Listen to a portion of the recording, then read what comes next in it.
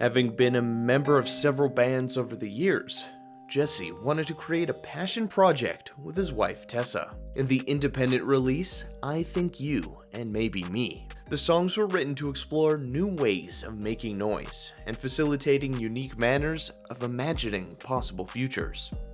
Sit back, relax, and enjoy as we take you on a journey of understanding our connection to music, the challenges people face in the music industry, and learning how to enjoy life. I'm Jesse. I'm from Wishka, which is a project with my wife and myself. We're in Halifax right now. We were in Montreal for about 15 years. That's where I first started doing Wishka. And I've been in a number of bands in my time. I'm old. And yeah, so we've just finished a 4-song piece that we're putting out. Will be the first time that I've worked with her. And I think it's a start of something new, and we're excited to have the opportunity to talk about it with you. So thank you for having me. No worries. Just listening to the song, it's really fun, and you can really feel the passion. So you're originally from Montreal. I'm from Ontario. My wife is from Nova Scotia, rural, but we lived in Montreal for about 15 years, and we moved out here about 2.5, 3 years ago, roughly in that area. Mm-hmm. But I got to know a lot of people from Winnipeg in Montreal. Yeah, really? Nice. Yeah, because there's a huge kind of expat scene there. And I heard endlessly about all the awesome, no age shows. And you guys had a really vibrant, awesome, or maybe you probably still do, music scene. It was nothing like what I grew up in. Yeah, it's definitely really fun, going to the different bars and pubs and listening to local musicians play. It's really fun, and you never know what you're gonna find. I mean, because COVID and everything was very quiet for a long time. Yeah. But it's coming back with a bang. So I mean, there's Folk Fest and everything coming up soon.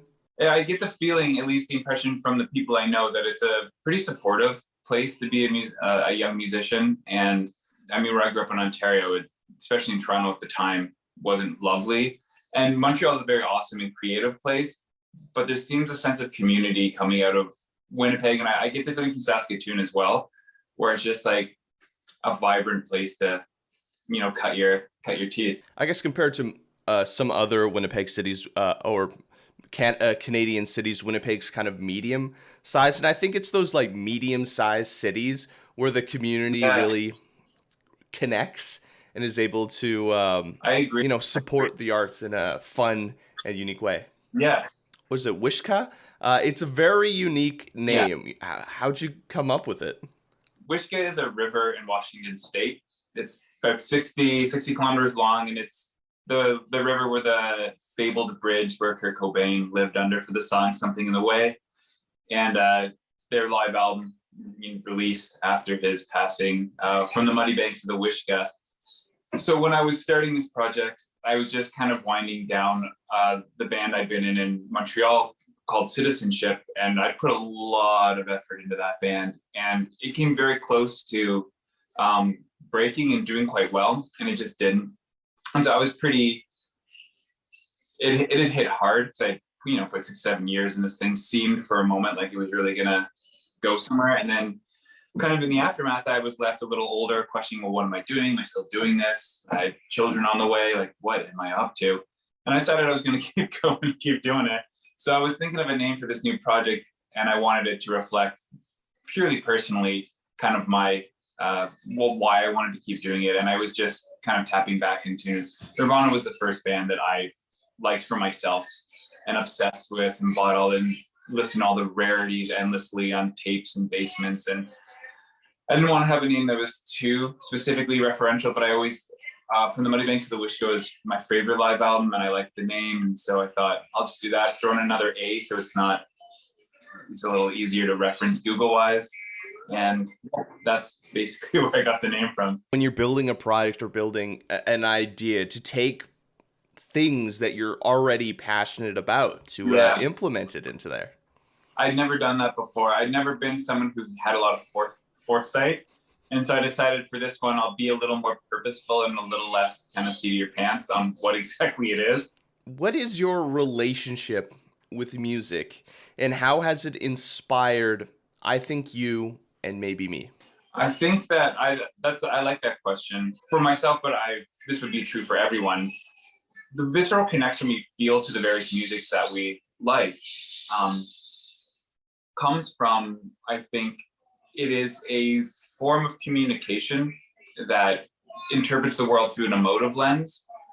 Actually, it's been interesting. I've read a couple papers recently by some prominent linguists who are more and more advocating that music came first before language.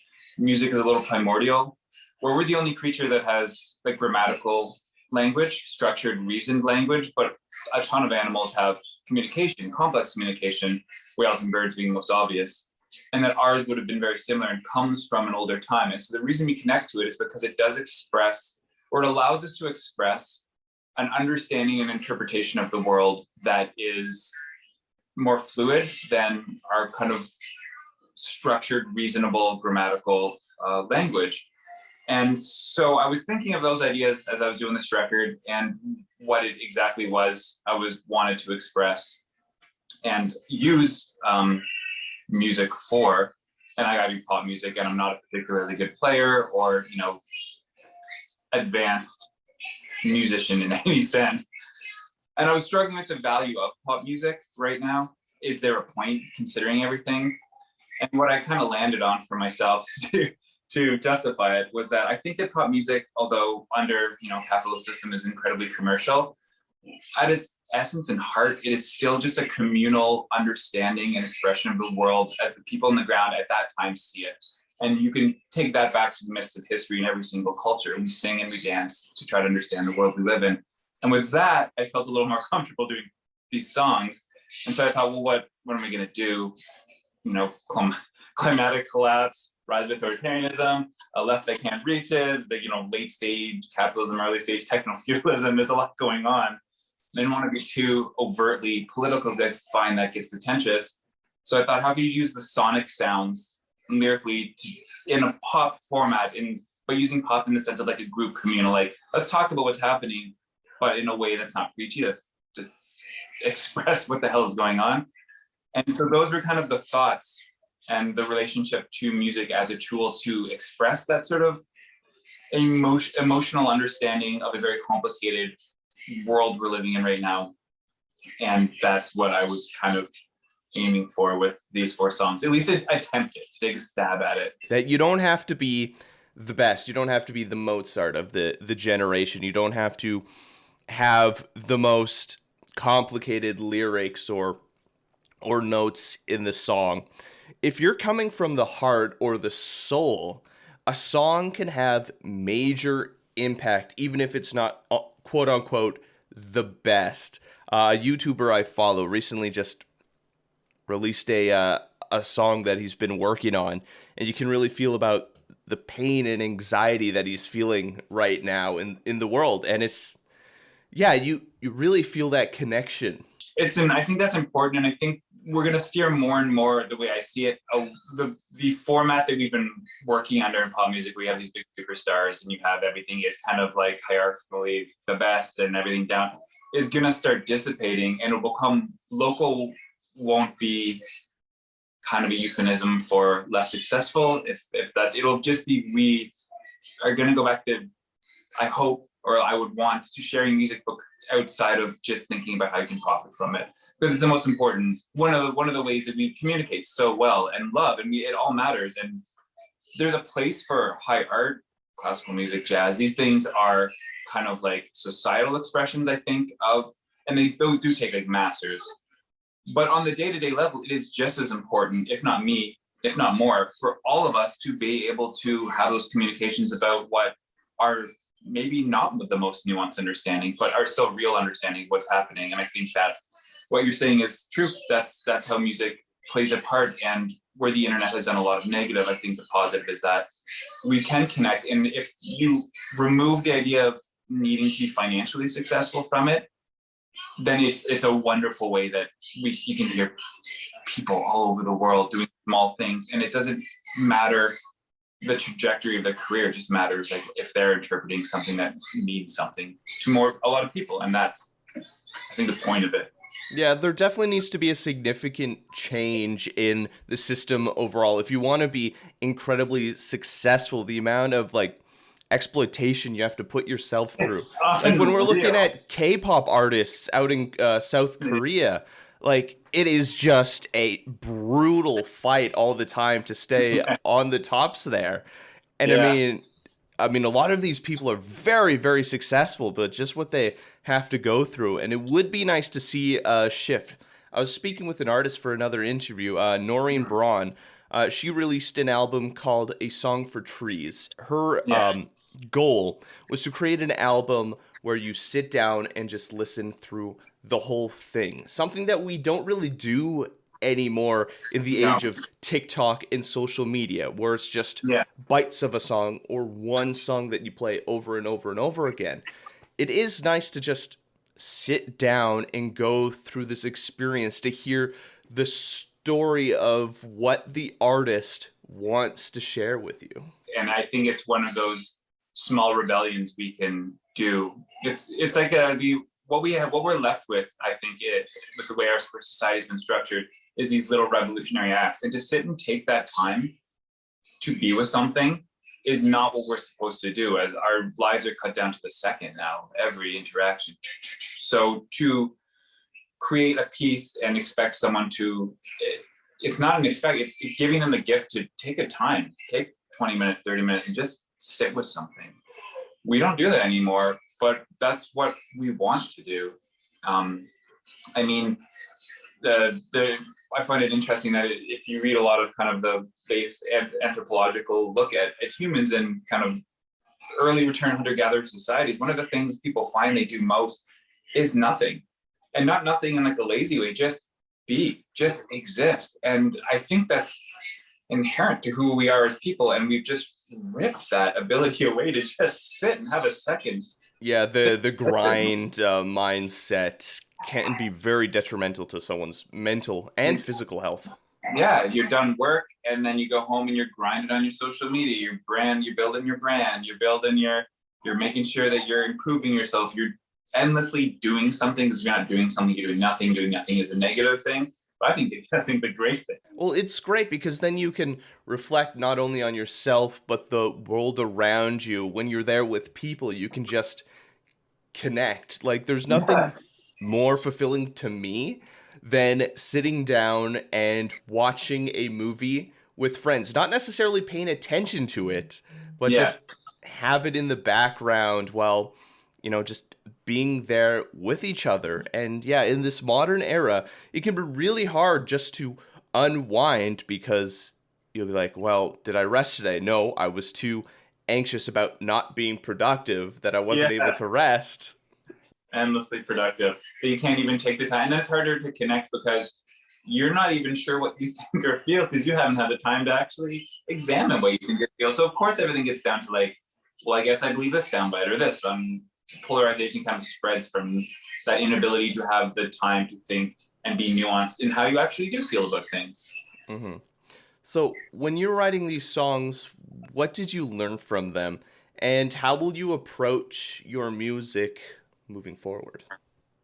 I think what I learned, and a very late lesson for me, was to just finally turn off the little voice that says, how will someone else appreciate this? And just actually do what I found interesting and what I thought was good. When you make a decision, should I do this thing here or this or not? Before it'd be like, well, I kind of want to do this, but how will this be perceived? I just was able to completely silence that voice, and that made it a really positive experience. And I think that I've learned how to work that muscle in the future. So I'm going to bring that forward. And I also learned a lot of it was a learning process on how to use the equipment in a way that I hadn't used it before. And that opened up a number of possibilities for future kind of presentation of songs. Mm-hmm. So this is also a very connected project. You recorded with your wife, a friend co-produced it. Why was it important for you to create this as an independent release? I would say that it was less a choice and more just, I didn't question it. I wanted my wife to sing because I really wanted her to sing on it. My wife's not a musician and has never had any aspirations or relationship. She's an avid music listener, and I think she has a lovely voice. But I basically just said, "You're singing on this, and I'm going to make you sit down and practice these songs with me." And I think she really liked it, I think. And then for our friend Jace, I just have worked with him before, and I trust him. And I wasn't interested in chasing labels. I'm not interested in that anymore, nor would they be interested in me, like a 40-year-old guy in Halifax. I've been pretty lucky to do well on the publishing and licensing side of things. So it wouldn't even be a lot, I feel, at this point a label could do for me, because you're either touring or you're getting publishing money, and that's basically it to finance yourself. And I got 2 young kids, and I've done a ton of touring, and I would love to tour a bit more, but I'm not going to go slog it out for years for someone else and might kill myself anymore. So I have the publishing, so I'm able to put out records in a way that, you know, it's small and it's simple, but it makes me happy, and I like what I'm doing, and there's a freedom to that. Well, yeah, it's something that you and those close around you own, that it's something you can be proud of and have ownership. Yeah. That's something a lot of people don't have anymore, an ownership over the things that they create. No, it's true. And a number of friends of mine are in much more financially successful touring bands, and it's killing them. It kills them.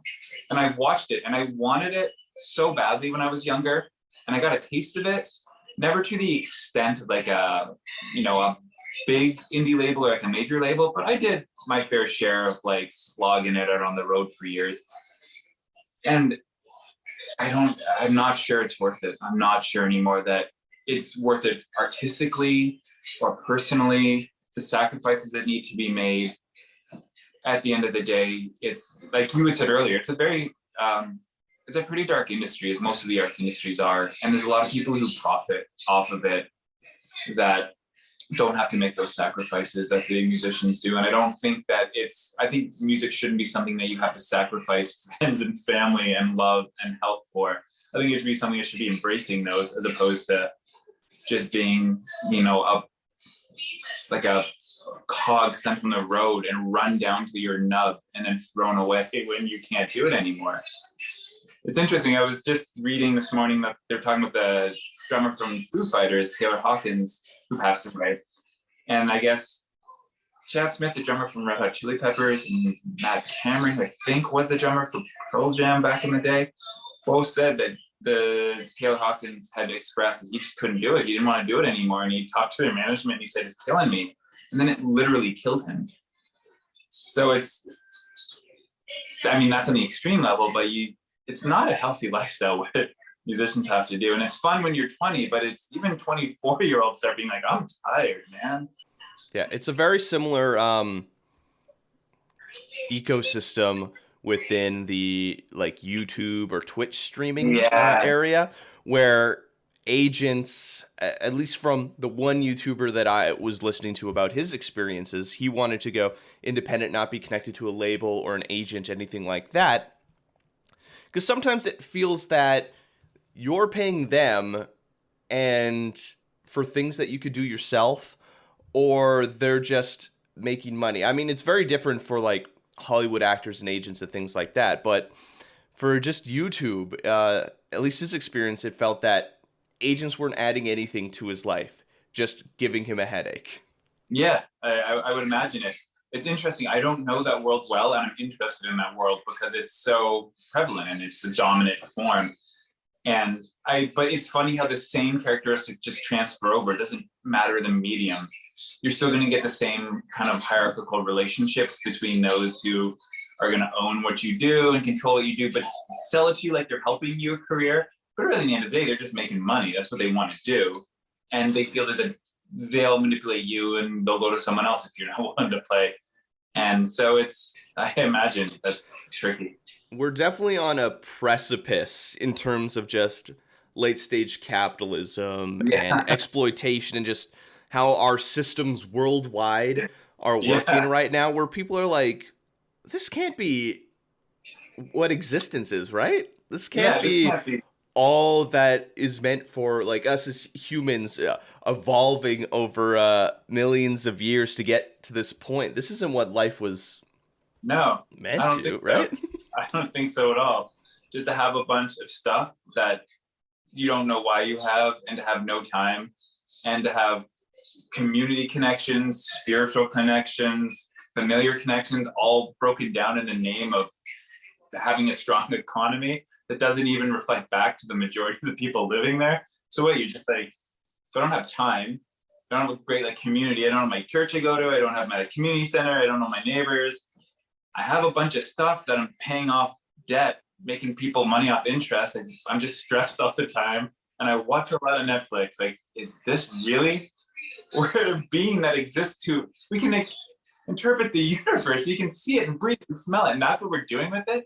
Seems pretty ridiculous to me. Yeah, I mean, there's a whole philosophical debate that we could have about, the point of existence. And I'm not saying that human advancement and human technology is a bad thing.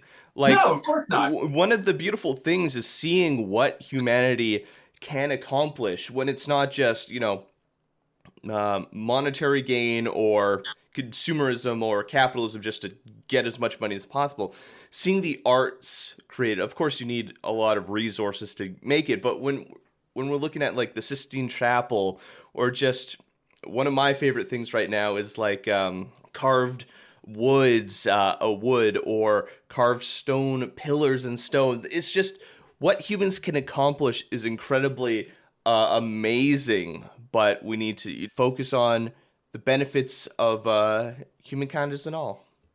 I mean, I think the turn of the century anarchist Peter Kropotkin used to make the argument that this technology is wonderful. It's going to set us free to do all these wonderfully communal things. We're going to have no scarcity, and they're going to have time, and then we're going to bake and garden and make music and make these wonderfully advanced technological cities that are full of like just really possible ideas, and we've just thrown it out. And they also make the point that if you look backwards, kind of what you're saying with the architecture of the Middle Ages, a lot of those city-states began as communal projects.